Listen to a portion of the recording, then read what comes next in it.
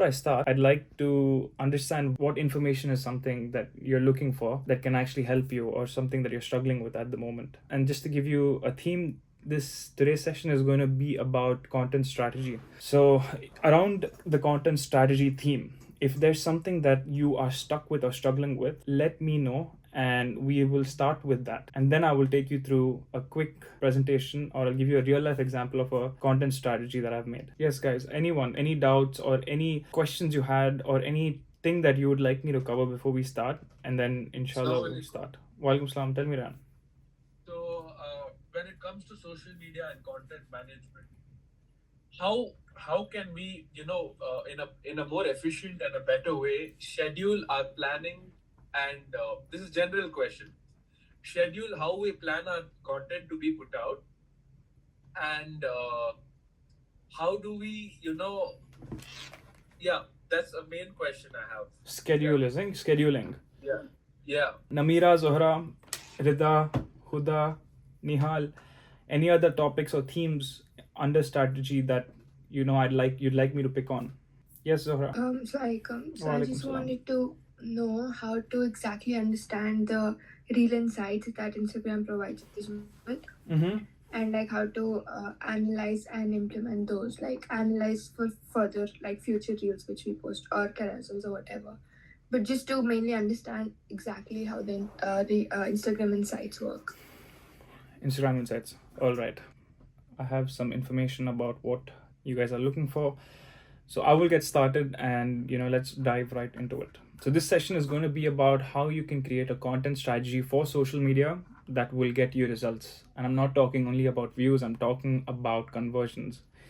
Because in the end of the day, why are you doing social media for a business? You want to do social media for a business to increase brand awareness and also to increase revenue, not just vanity metrics. We're not looking to increase views, get them viral, and then out of that, you're not making any money out of it. You as a person, as a social media manager, if you're making content for yourself or for your business, the outcome has to be clearly defined. Otherwise, you'll be working with clients who, okay, fine, you're getting views. They realize that they're spending £100,000 every year, but they're not getting any outcome, right? So you want that outcome to be defined, and you want to make content that gets you to that outcome. And creating a content strategy is one of the most essential documents that you can create before getting onto this journey of creating content. Otherwise, what I've seen in my experience is you will go back and forth. You will do trend after trend, and then what you will see is, fine, you're getting followers, you're getting views, it's leading up to nowhere. So you don't want to be stuck in that cycle, and that's why you create something called a content strategy. Now, I'm going to present my screen and I'll take you through a recent content strategy that I made for myself. It's a very basic one. I haven't gone too much into detail. It should give you enough information or a good outline of what a content strategy should entail. And to give you context, honestly, today I didn't know if I should do today's session. I've had an intense day since morning and I was rethinking, should I do it for tomorrow, for today? But in my head, I was like, you know what, let's stick up to this discipline. Let's be consistent with this, and inshallah it'll pay off. Hopefully the information I'm imparting is going to benefit you, and I'm able to keep up this consistency, which will lead up to larger and larger groups over time, and we can build a community that can empower each other to build strong personal brands that lead up to very strong leverage that each one of us possess. That being said, I'm going to present my screen now. Now this is, I'm just going to skim through it right quickly so you see how big it is in the first place. So this was what I put down because I'm going to start putting out content as well, and I had to sit down and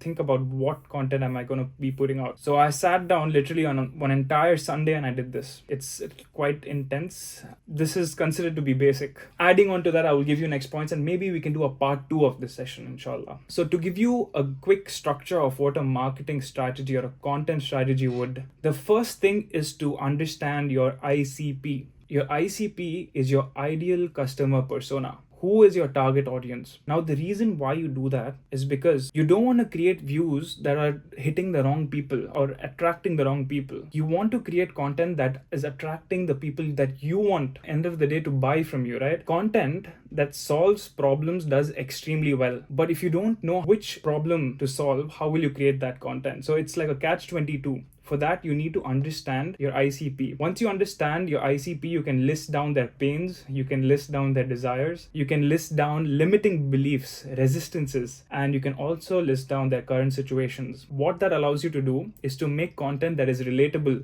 to them, actually solves a problem, and is very engaging. So you're not just creating random trends, you're creating content that actually resonates with your target audience. That's what a lot of people don't do. They don't list down their target audience and they start putting out content randomly. Now, to give you a quick example of my target audience, right? Broken it down into two primary segments, and then we've got a secondary segment right there. My primary segment is going to be business owners, decision makers, agency owners, aspiring agency founders, and marketing professionals. This is where I'm going to get most of my money from. These are the people who are going to pay me, because business owners have spending power. If I solve their problem, they are ready to pay me because I'm literally solving the problem, right? They are basically focused on growing a business, but they do not have the time, or they lack the infrastructure or the support. The second is decision makers. Again, they entail business owners. They are potentially involved in startups or small and medium enterprises. I'm not exactly targeting big firms as of now, because big firms are not interested in marketing funnel. And what I'm offering at the moment, most of the times big agencies already have full-fledged in-house teams for. Again, agency owners, we've got aspiring agency founders like myself, and marketing professionals. So a part of my target audience is actually an avatar of myself. So sometimes I'd be creating content thinking about what content would I want to watch. And the secondary segment is freelancers, content creators, students, social media managers, video editors, marketing consultants. Now that I've listed this down, this allows me to see what kind of content do these people want to watch? What kind of content will these people want to save? And you understand that better. And then I go ahead and I even break it down into demographic, psychographic profiling. For example, demographic would be between the ages 20 to 45. I'm not targeting a specific gender, both female and male. For example, if I'm creating content about hair transplants, I would create only content around male related content. So in this, the gender would be only male. And then the location, primarily UK, and then expanding globally, because I am in the UK. I want to attract people from the UK, not from, for example, France, because it will be hard to work with them. Income, occupation, and in terms of psychographic profiling, what is their current state? They're ambitious, but they're overwhelmed. My framework can then bring some structure to their ambition. They consume all the marketing content out there, the Alex Hormozy, the Luke Belmar, all of the content that they're watching out there, they're consuming it, they're saving it. They want freedom. In their head, they want financial freedom. They want to make online money. They want that status. And they're tired of fluff. They want actionable point. They want tactical advice. They don't want to be told what to do. They want to be told how to do it. They want actionable advice. I'll give you a quick example of an ideal customer profile, right? The burnt out business owner. So this is someone who will absolutely pay me if he has a spending power. If I show him that I can solve his problem, this guy will pay me. So he's the burnt out business owner. He's overwhelmed with daily operations. They know social media is essential, right? They are aware, they're solution aware that social media can increase their scalability in terms of revenue, but they don't have the time to actually execute social media. They want the results, not theory. So the goals would be to get more leads without running ads initially. That means organic content, building a brand presence using content, and then delegating those systems in-house to actually create the system. The pain points would be, I don't have time to post every day.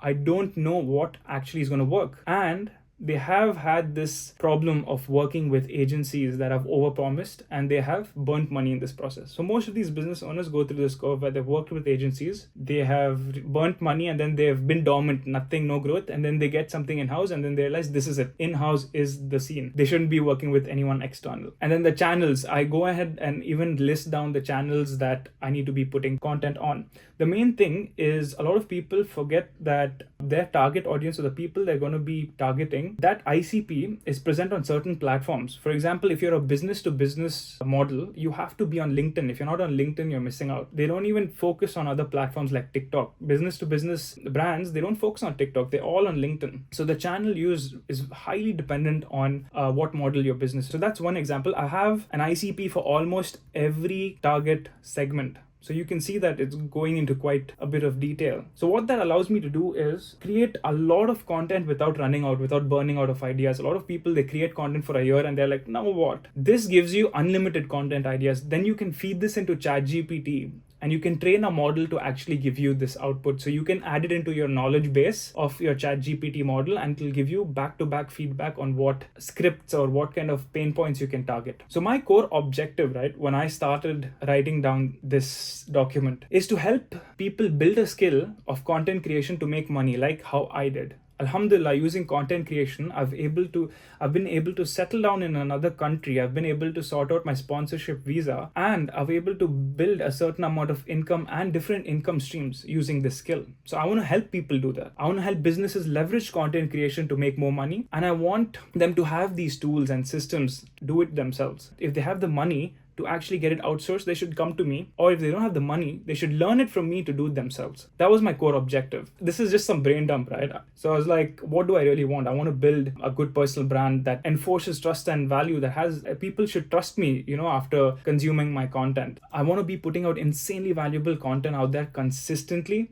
I want to do weekly free workshops to make people's lives easier. I want to integrate teaching and creating. I want to go for a lot of events, and I want to actually give a very valuable session at Queen Mary. So these are few goals that I've put down, and the other one was 2 to 3 very good podcasts. So this was the first foundation of what I started doing in my content strategy. I'll move on to the second part. How do you do competitor research? Competitor research is one of the most important things under content strategy. You have to see what your competitors are doing. This will not only give you inspiration, this will also keep you up to speed with the current market. A lot of people mistake competitor research to actually copying. You're not copying anyone. You're researching on what's actually working. There's a big difference. If you're actually copying someone's video and reposting it on your platform, that's unethical. But doing competitor research, understanding what works in the market, and then putting your own spice, recreating it, learning and implementing is not copying. Is everyone with me so far? Can I see everyone's hands? Perfect. So this is how you do competitor research, right? This is just a few points, but I'll tell you what I start off with. Literally, this is what I do. If I'm making entertainment content, I would literally go and search. I would put the keyword on Instagram, entertainment, and you would see a lot of content creators. I'd follow the first 10. I'd use this tool called SortFeed. SortFeed. Feed. It's a Chrome extension. You need to use it on Chrome. Open Instagram, go to the Reels tab, and then this is very important. You need to go to the Reels tab. You shouldn't open it on the profile. You go to the Reels tab of that profile, open the Chrome extension, and then press sort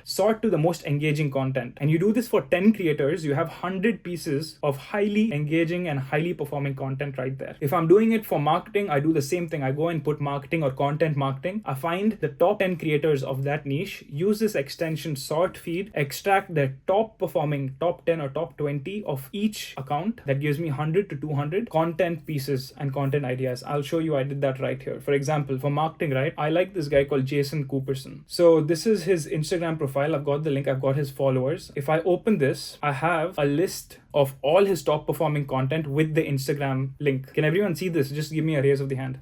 Perfect. So this is all of Jason Cooperson's high performing content. For example, 4 million views, 2 million views, 2 million views, 1 million view. There's about literally almost all of his high performing content is here. And I've done the same thing for Devin Jatho. I've done the same thing for Ava. I've done the same thing for Vedika. I've done all these people. I have their top performing content. And trust me, this didn't take too much time. This would take ages if you didn't use that extension. That extension also allows you to get an export of all of it. So again, I'll tell you the extension is SortFeed, SortFeed. If you're not able to follow me, you can always search that up on YouTube and you'll get a tutorial video on that as well. So you do competitor analysis first on different platforms. I've done this for Instagram. You do that for TikTok. You do that for LinkedIn. And you see, you understand, you analyze what content they're putting out, and go to these high performing content pieces and understand what is the audience, what is the viewer saying about it. Go on to the comment section and see is this reel viral because of positive comments or negative comments. And then a good way to recreate this is to take multiple feedback pieces or positive reactions from the comment section, put it together, restructure it, rescript it, put in your own spice, and then deliver it. That gives you almost a 60-70% chance of creating a viral piece of content. So competitor research is extremely important. So the first thing was Instagram. Now the second thing, very important, Reddit. I call it Reddit mining. It is called Reddit mining. You go into your niche. For example, for me, it would be r/marketing or r/freelance or quora.com/social media. You see what your audience is asking over there. Or you can go on Quora and you can search for your keyword and then go to the filter and put questions. You get a list of questions that your target audience is asking. From there, you get multiple content pieces that you can create about. That's not only populating your page on essential keywords, it's also attracting that target audience that's interested in your content. You do Reddit, you do these two on social media, you're almost sorted. Now you need to understand what is the organic search terms. How do you do that? How do you understand what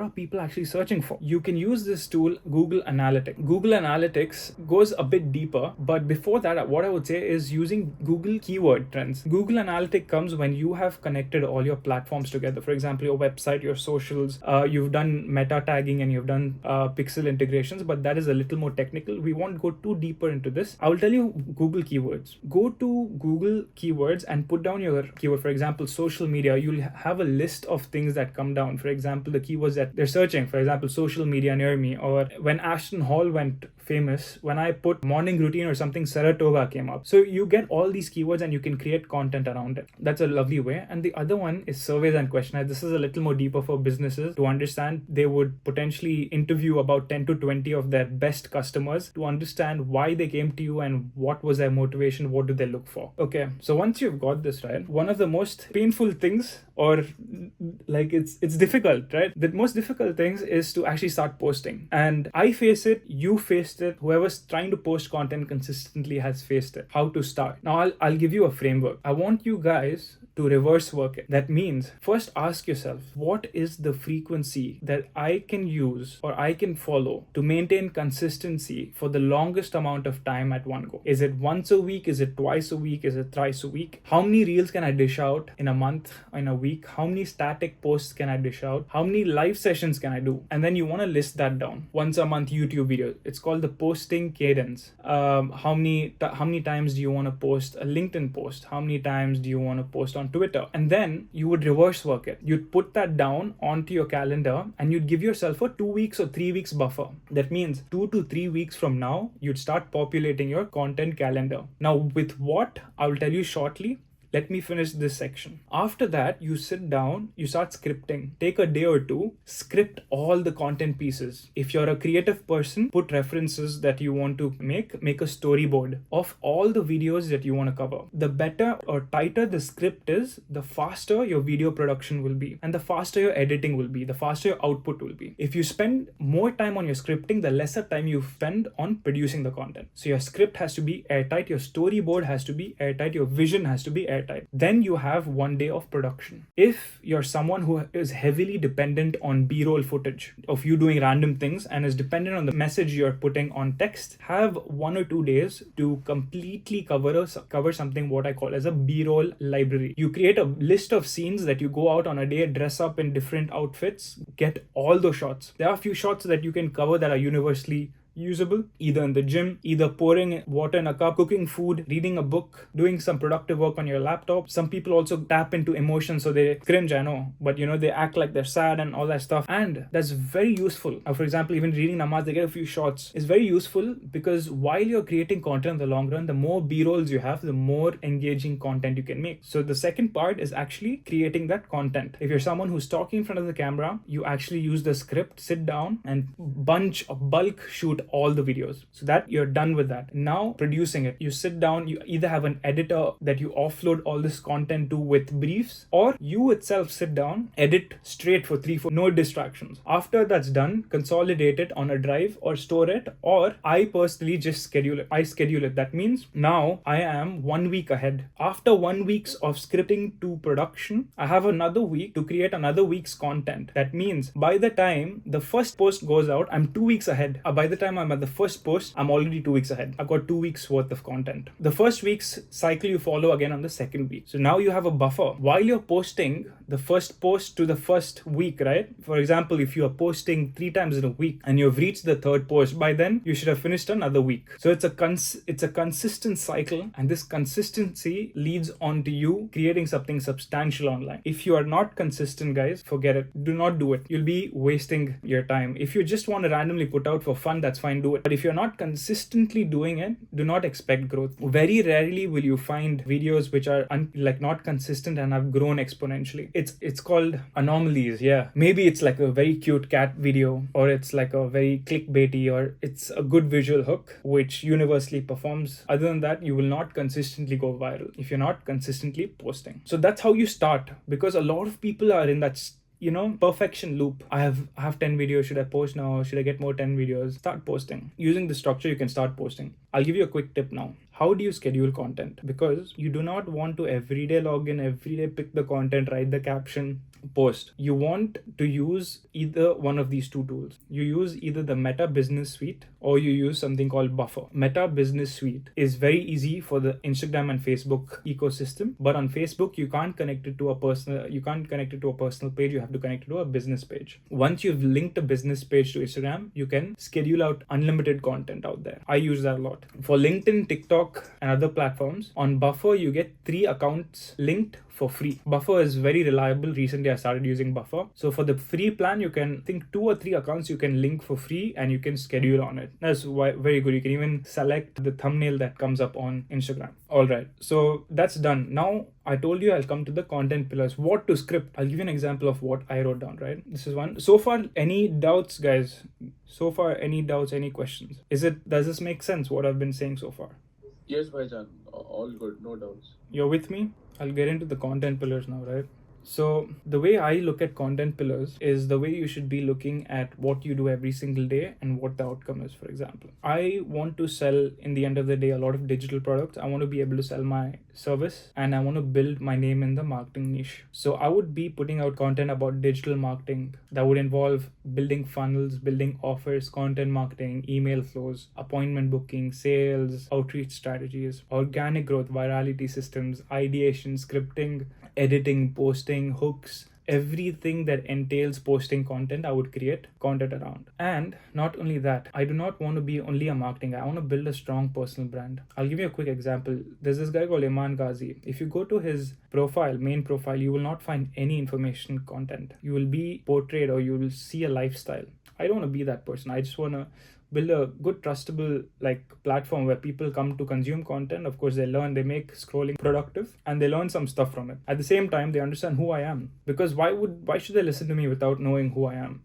That's where I put down lifestyle and a founder journey, my London life, my work routine, the day in my life, my faith, what I stand for. Then also comes in my wins, my stories, my collaborations, interactive posts. The way I'm breaking down the content types is they're going to be educational content, there's going to be community building content, entertainment content. It's very important because you have to make a bit of entertainment, because in the end of the day, social media is an entertainment platform. Sales oriented content and vlogs to humanize my brand. So for every 4 or 5 informative contents, if you want to start monetizing early, you plug in a sales oriented content between them. That's the content split. Now, if someone can tell me what content they want to start. So now, if you're going into a bit of sales content, right, you'll have to break it down into 4 parts: attention, interest, desire, and action. Attention content is when you're trying to get more people onto your following by putting out, for example, relatable content. Modest fashion, for example, you want to create a following around modest fashion. You want to show how you took a modern trend and styled it in a modest way. So that's more attention kind of content. And then in terms of sales, right, you want to create interest and desire content. For example, how you worked with this influencer or celebrity to create a style or a trend that people have on a scale started adopting. And then action would be how they can work with you to create trends or styles, modest niche. And if you're doing e-commerce, right, that would be a completely different strategy. That means you'd be creating a lot of you want to humanize your brand by putting out content like you're wearing the brand's thing, and then the call to action would be straight to the website. There would be a lot of lead generation. So you're humanizing your brand. A lot of brands in e-commerce, they do this mistake by just putting out pictures. A brand should always humanize their presence by putting out a face. For example, they hire influencers to come and do that, or you yourself, you're building a personal brand to leverage that. So that is the different types of people you're targeting. This attention content would be to people who don't know your brand. Interest and desire are people who've landed on your brand and you're trying to get them. Yes, Hudi? Yeah. whether the SortFeed, the Google extension, right, is that only for Instagram or is that for other platforms as well? It's used. I found it that it's used only for Instagram so far, but I think you can use it for other things. I'm not sure if it's come out yet, if that capability's come out yet, but so far it is only for Instagram. I will also send you guys, there's a really cool extension that can scrape comment sections. You can scrape comment sections and understand what people are commenting and asking for in that comment section as well. So it's very cool. Okay, yeah, I'll give you guys a really cool tip, right? You guys have stayed here till the end. I'll give you guys a golden nugget before you guys leave. And I found this out today from a very dear friend. It's called Product Hunt. I found this out today. I went into it and did some research. Some really cool extensions and tools you will find. Producthunt.com or something. Go check it out. You will find all sorts of tools there which will blow your mind. It'll make your life way easier. What is that for exactly, then? Go check it out.